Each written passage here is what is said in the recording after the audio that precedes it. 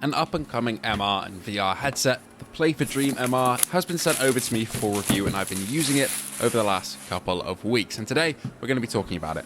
Only 25% of you are subs to the channel, by the way, so please feel free to do so, it really helps me out, and thank you to our patrons and members who are on screen right now. With that being said, as I open this thing up, let's start with the actual specs of this thing, because it's an impressive list, it has to be said.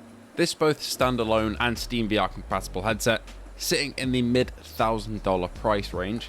So about half the price of an Apple Vision Pro, has debuted with pancake lenses, a 51 to 78mm IPD range, a full color pass-through, a micro OLED display that is 4K per eye, ending with an 8K output resolution at maximum settings, a refresh rate of up to 90Hz, which is adjustable in the settings, 103-degree diagonal FOV, full foveated rendering, for the standalone side of things at least, weighing 650 grams with 11 integrated cameras for inside-out tracking, a rechargeable 5060 mAh battery that is rechargeable via USB-C, including the controllers which are also rechargeable via USB-C with a 35-hour battery life, 512GB of internal storage, and with full support for Wi-Fi 7 for streaming games from Steam. This whole setup is run by Qualcomm Snapdragon XR2 Plus Gen 2, which makes everything feel really snappy in the standalone side of things. Right, but all that means nothing if the headset itself isn't put together well, and luckily it is. It's got that nice front covering there that I just took off, and the buttons feel really premium, the materials feel nice. That's the two front buttons we got up here. One of them is kind of like the digital crown from Apple Watches or the Vision Pro, which allows you to navigate stuff, and the other is the flat power button. You've got the tightening strap on the back of the Halo, just like PSVR 2, for example, which is fantastic, and then the two lenses up front are mechanically adjusted via IPD through software, so you don't have to spin a dial like you do with, say, Quest or PSVR 2 to get your IPD kind of where it should be.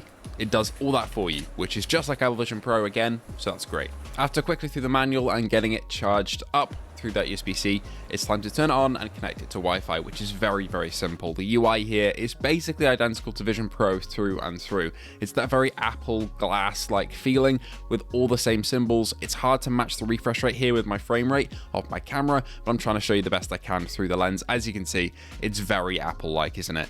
And it's even got the same immersive feature as Vision Pro, where you can turn the dial and put yourself in a virtual environment. If you're watching content on a plane, for example, and don't want to see the seats around you, you can put yourself in the Sahara or whatever, which is quite cool. A great feature as well is that the face gasket is magnetic, which I found out by accident here.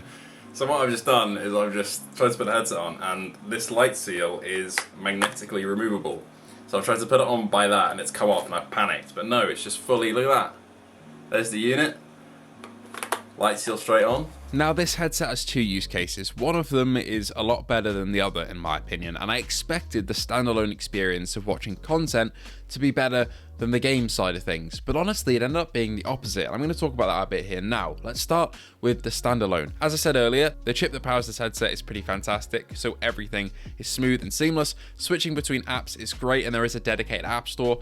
But the reason why this isn't being touted as the Apple Vision Pro killer, when visually it looks like it would be one, is because, Apple have the software and the money to get its own store up and running with tons of content and apps. That simply isn't the case here with the Play4Dream. There are apps here, and there's a lot of stuff in terms of watching flat screen content, and you've got the same controls as Apple Vision. You can anchor windows around the place and walk away and come back, and they'll still be there. And you can resize them to your liking and replace them, and it even features hand tracking and eye tracking for that same Apple Vision-like experience with moving windows around and navigating, which is awesome to see. But ultimately, the native support for apps just isn't as strong. Ultimately though, my main use case for the standalone was not playing games or anything like that, it was just sitting down and watching, say, YouTube, for example, in a big cinema environment, which it does have built in to the headset as its own standalone app, a bit like Big Screen, but it's got its own version of it. The inclusion of the Apple Vision Pro-like environments that I mentioned earlier is a great help, and also it has travel mode like Vision Pro, so if you want to sit in a car or a plane, you can anchor these windows and they won't go flying off into the distance. But ultimately, the standalone software isn't there that we have, say, like a native Disney app or a native Netflix app or a native Formula One app where you can put all the different windows around you. It's just not quite there yet. And for me, I think one thing that doesn't really help it is the battery life. This thing eats battery, especially when running at max resolution and max refresh rate. It'll go through that battery in no time at all. You can supplement it with a battery pack, of course, just like Apple Vision Pro, but it doesn't come with one included like Vision Pro does. But in terms of the software onboarding experience and how it feels, it's incredibly similar to Vision OS, which is a very good thing. You can also navigate the standalone side of things with the controllers too, but honestly using the hand tracking and eye tracking was pretty seamless. But where this thing does shine for me is on the PCVR side of things.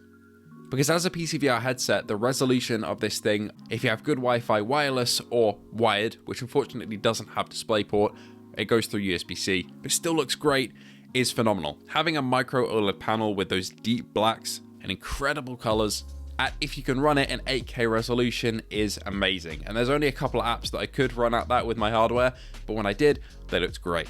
The controllers are also Quest style, so they'll do exactly what you need them to do. But this is probably my favorite use case with this, was just using it on SteamVR as a PCVR headset, which I didn't really expect, but it just works as one of those if you can get it up and running. And if you have the network to run it, Virtual Desktop has its own setting just for the Play4Dream called Monster Mode, which pushes that full resolution into the headset. And that is just a crazy fact to consider here. I'd say the only area visually where this thing is let down are actually the lenses that I didn't expect. I've tried Quest 3, I've tried Apple Vision Pro, and those pancake lenses are clear edge to edge. The clarity is unreal. But surprisingly, I found there actually was a sweet spot here in terms of where you place the headset vertically on you, which takes a second to find.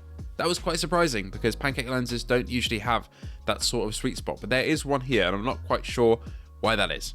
That being said, when you get into the sweet spot, it is just edge to edge clarity because this isn't Fresnel. So as soon as you find that area, you're going to have no distortion whatsoever. And the auto IPD really does help you there as well. You also do get a bit of the scuba effect because this is 103 degrees diagonal FOV, which is honestly not too far off the standard for VR headsets right now, but it isn't going to be something really wide like a Pimax, for example. That being said, the resolution did just stun me enough that I was pretty happy with it nonetheless, and I kind of forgot about the FOV over time. What I didn't forget about though is the comfort, so let's talk about that because it's my biggest negative about this otherwise pretty staggering headset in terms of specs. Okay, now I'm going to need an entire section really to talk about comfort for the Play4Dream because it's a bit of a mixed bag, and it's easily my biggest area of critique for this otherwise quite impressive piece of kit. As you've seen, the face gasket is removable, and thank God it is because the face gasket it comes with is simply not very comfortable at all. I think my silly Western size head and nose just don't really fit in the front of this headset. The nose cutout just isn't really big enough. I find that there's a lot of contact there and it becomes quite uncomfortable, and the face gasket itself doesn't really come around further enough, so I get a lot of pressure on my forehead. Now I did alleviate this by actually adding a top strap at one point to the top of the headset above here, which again put some of the pressure on the top of my head rather than my face, but it's like putting a plaster on a gunshot wound. It didn't really do too much.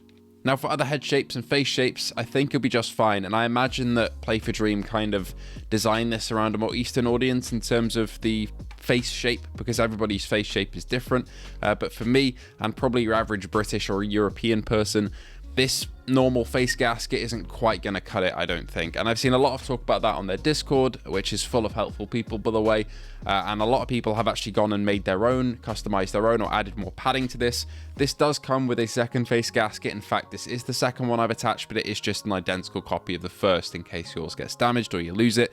So it's not adding any more padding there, which I kind of wish it did. One thing I will say though is that once I did install the top head strap, and even though it was still a bit uncomfortable, it was a lot better, I found that the balance of the headset is pretty good. In terms of what's front loaded and back loaded, the battery I think is back here at the rear, which actually adds a bit of balance. If I kind of put it on a stick here, it would only slightly, lean forward a little bit. You can almost get some balance there because it is fairly well oriented in terms of weight. But again, that pressure on the front is just a little bit too much at the moment, at least for me. And I'd say that when I've tried the Apple Vision Pro, which is kind of similar in form factor, that was a bit more comfortable just because of the face gasket. But I do feel like the materials used here, even though they feel premium, are lighter than the Vision Pro, obviously, which is made out of the bloody Stonehenge. It's so heavy. So this does have some legs up on the Vision Pro in terms of comfort. It's just the face gasket and how deep it is isn't one of those. But again, the materials here feel premium, but they're not as heavy, which is fantastic.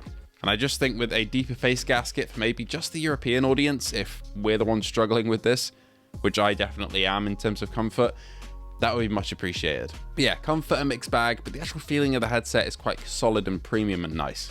Overall, I'm impressed. This Chinese-built headset that I had never heard of before has come in and blown away my expectations in certain fields, but has let me down in some others in terms of stock comfort. But for some headsets, that's just the norm, I guess, and you can, of course, mod how it feels with your own accessories. Anyway, let me know what you think in the comments below. Were you hoping for an Apple Vision Pro killer? In my opinion, this isn't that, but I do think it is a pretty fantastic bit of kit for virtual desktop and PCVR. Thank you so much for watching, and I hope to see you all in the next one.